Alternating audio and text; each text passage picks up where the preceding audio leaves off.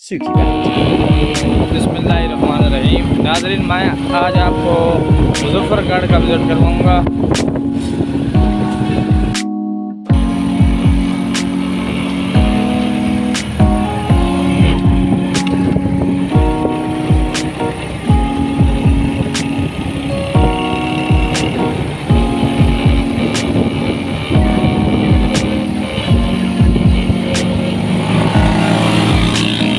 Welcome to मुज़फ़्फ़रगढ़।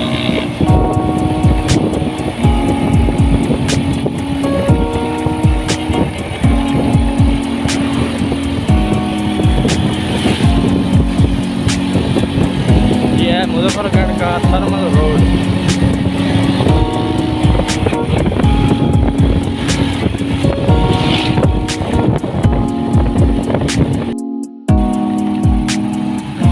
नाज़रीन, ये है महमूद फजल मिल का गेट। ये मुज़फ़्फ़रगढ़ में मौजूद है। बारिशों की वजह से रोड टूट का शिकार है।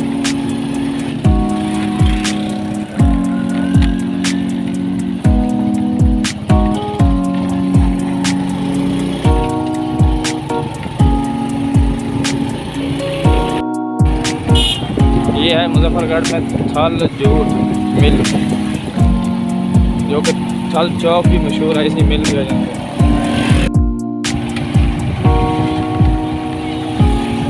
यह है फैसल स्टेडियम। ये क्रिकेट ग्राउंड है मुज़फ़्फ़रगढ़ में फैसल स्टेडियम के नाम से।